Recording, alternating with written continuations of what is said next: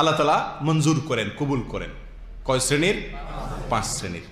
Number 1, যে মুসলিম তার অন্য মুসলিম ভাইয়ের অগোচরে তার পিছনে তার জন্য দোয়া করে। যে মুসলিম তার অন্য মুসলিম ভাইয়ের অগোচরে, তিনি এখানে নাই, তার জন্য আল্লাহর কাছে কোনো কিছু চায়, ওই চাওয়া আল্লাহ সুবহানাহু ওয়া তাআলার ফেরেশতারা ওই দোয়াকারী ব্যক্তির জন্য আল্লাহর কাছে পেশ করেন। কথা বুঝতে পারছি ভাই? সহিহ মুসলিমের হাদিসে আসছে, আবু দারদা রাদিয়াল্লাহু তাআলা আনহু বর্ণনা করেছেন, নবী আলাইহিস সালাতু ওয়াস সালাম বলেছেন, মা মিন আবদিন মুসলিমিন ইয়াদউ লিআখিহি বিযাহরিল গায়বি ইল্লা ক্বালাল মালাকু ওয়া লাকা বিমিসলিন। কোন মুসলিম বান্দা তার ভাইয়ের জন্য যদি অগোচরে, তিনি এখানে নাই, তার অনুপস্থিতিতে যদি আল্লাহর কাছে তার জন্য কোনো কিছু চায়, কোনো কল্যাণ চায়, তো আল্লাহর ফেরেশতারা ওই ব্যক্তির জন্য, দোয়াকারী ব্যক্তির জন্য আল্লাহর কাছে দোয়া করে যে তোমার জন্য আল্লাহ তাআলা তাই দেখ যা তুমি তোমার মুসলিম ভাইয়ের জন্য চাইতেছো। তাহলে আমাদের জানা শোনা, পরিচিত অপরিচিত যত মুসলিম ভাই বোনেরা আছেন, তাদের জন্য তাদের অগোচরে আমরা যা চাইবো, মনে রাখবো যে সেই চাওয়াটা আল্লাহর ফেরেশতারা আমার জন্য আল্লাহর কাছে কি করবেন? পেশ করবেন। আর ফেরেশতার চাওয়া এটা মঞ্জুর হওয়ার সম্ভাবনা একেবারেই জোরালো। ঠিক না বেঠিক? তাহলে একটি জায়গা আমরা পেলাম যে আমি যদি চাই আমার দোয়া কবুল হোক, তাহলে একটি কৌশল হলো আমি কি করব? অন্য ভাইয়ের জন্য কি করব? দোয়া করব। তাহলে ইনশাআল্লাহ আল্লাহ সুবহানাহু ওয়া তাআলা আমাকেও কি করবেন? দিয়ে দিবেন। দুনিয়ার ব্যাপারটা সম্পূর্ণ ব্যতিক্রম ভাই। দুনিয়ার বিষয়ে আপনি যদি কিছু পাইতে চান, তো আপনি চাইবেন যে এটা আমি চাই, আর জনে কেউ না চায়। ঠিক না বেঠিক? কারণ আরেকজন চাইলে তারেও যদি দেয় দাতায়, তাহলে আমারটা তো মিসও হইতে পারে। আল্লাহ সুবহানাহু ওয়া তাআলার সিস্টেম সম্পূর্ণ উল্টো। আপনি যদি অন্যের জন্য চান, আল্লাহ সুবহানাহু ওয়া তাআলা আপনার জন্য কি করবেন? ইনশাআল্লাহ মঞ্জুর করবেন। মনে থাকবে তো ইনশাআল্লাহ? 1 নম্বর জায়গা পেয়ে গেলাম। নাম্বার 2, মাজলুম ব্যক্তির দোয়া, অত্যাচারিত ব্যক্তির দোয়া। যে ব্যক্তি কোনোভাবে অত্যাচারিত হয়েছে, জুলুমের শিকার হয়েছে, কেউ তার প্রতি জুলুম করছে, সেটা কথা দিয়া হোক, কাজ দিয়া হোক, হাত দিয়া হোক, অথবা অর্থকরীর দিক থেকে হোক, যেই কোনোভাবে কারোর প্রতি যদি জুলুম করা হয়, যে ব্যক্তি মাজলুম, অত্যাচারিত, এই ব্যক্তির দোয়া কি হয়ে যায়? কবুল হয়ে যায়। সে ব্যক্তি তো নেক দোয়া করে না। মাজলুম ব্যক্তি সাধারণত কি দোয়া করে? বদদোয়া করে মনের কষ্টে। এই মাজলুম ব্যক্তির বদদোয়া বড় ডেঞ্জার, বড় জঘন্য বিষয়। প্রিয় ভাই, আমার আপনার দ্বারা যদি কোনো কারোর প্রতি কখনো অবিচার হয়ে যায়, সেটা আমার মুখ দিয়া হোক, আমার হাত দিয়া হোক, অন্য কোনো অঙ্গ প্রত্যঙ্গ দিয়ে হোক, যে কোনো উপায়ে হোক, সঙ্গে সঙ্গে ওই ব্যক্তির কাছ থেকে ক্ষমা চেয়ে এটাকে সম্পূর্ণভাবে ভ্যানিশ করে দেওয়ার চেষ্টা আমাদের মধ্যে থাকতে হবে। কারণ মাজলুম ব্যক্তির দোয়া এত জঘন্য যে এই ব্যক্তির দোয়া আল্লাহ সুবহানাহু ওয়া তাআলা সাধারণত কি দেন না? ফিরায় দেন না। তার মনে যে বদদোয়া তৈরি হয় জালেমের বিরুদ্ধে, এই দোয়া কি হয়ে যায়? কবুল হয়ে যায়। এই জন্য ভাই, যত জালেম পৃথিবীর ইতিহাসে আসছে, বড় হোক ছোট হোক, কোন জালেমকে আল্লাহ সুবহানাহু ওয়া তাআলা শাস্তি না দিয়ে রাখেন নাই। আখিরাতের শাস্তি না, ওইটা তো আছেই। দুনিয়াতে নগদ শাস্তি প্রত্যেক জালেম ভোগ করে, সেটা হয়তো 2 দিন আগে অথবা 2 দিন পরে। কোন জালেমের রক্ষা হয় না। আল্লাহ সুবহানাহু ওয়া তাআলার কাছে কোন জালেমের কি নাই? রক্ষা নাই। আল্লাহ তাআলা আমাদেরকে জুলুম থেকে বেঁচে থাকার তৌফিক দান করেন। প্রিয় ভাই, এই বিষয়ে মুসনাদে আহমদে এবং সহিহ ইবনে হিব্বানে হাদিসে আবু হুরায়রা রাদিয়াল্লাহু তাআলা থেকে বর্ণিত, নবী আলাইহিস সালাতু ওয়াস সালাম ইরশাদ করেছেন, দাওয়াতুল মাজলুমি মুস্তাজাবাহ।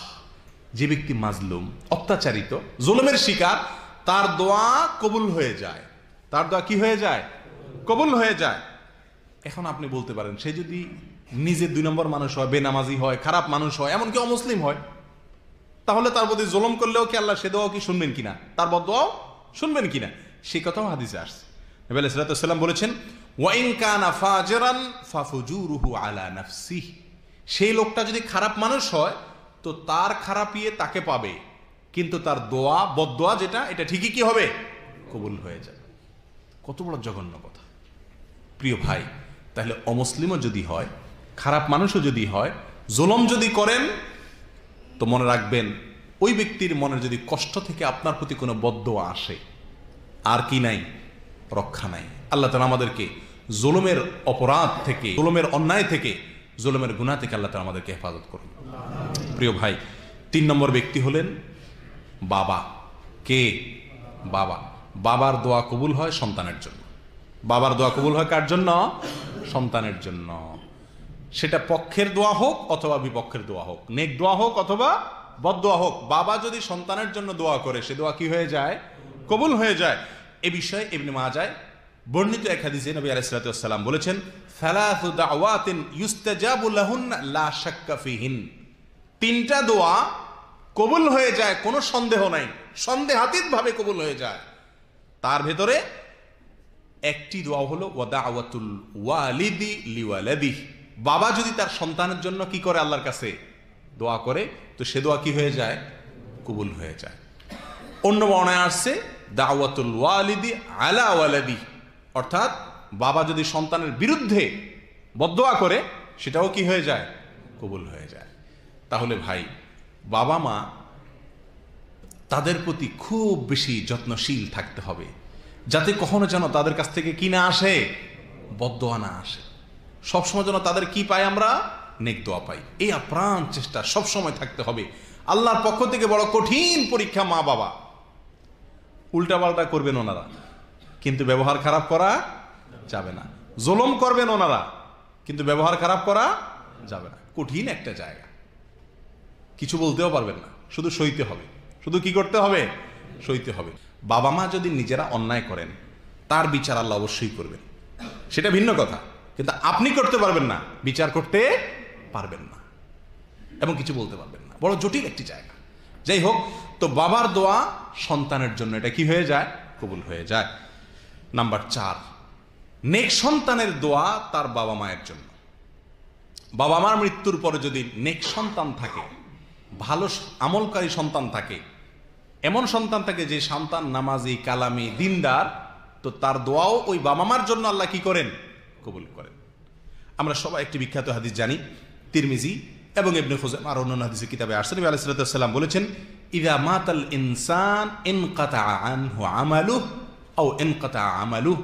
যখন মানুষ মারা যায় তার সমস্ত আমলের দরজা কি হয়ে যায়? বন্ধ হয়ে যায়। কিন্তু 3টা দরজা কি থাকে? খোলা থাকে। তার ভিতরে একটা হলো ওয়ালাদুন সালেহ ইয়াদউ লাহ, নেক সন্তান যদি সে রেখে যায়, আর সে সন্তান যদি তার মা বাবার জন্য কি করে? দোয়া করে, তো এই দোয়া তার উপকারে আসে। বোঝা গেল এই দোয়া কি হয়? আল্লাহর কাছে কবুল হয়। তাহলে যদি দুনিয়াতে নেক সন্তান রেখে যেতে পারি, তাহলে সেই দোয়া আমাদের জন্য কি হবে? ইনশাআল্লাহ কবুল হবে।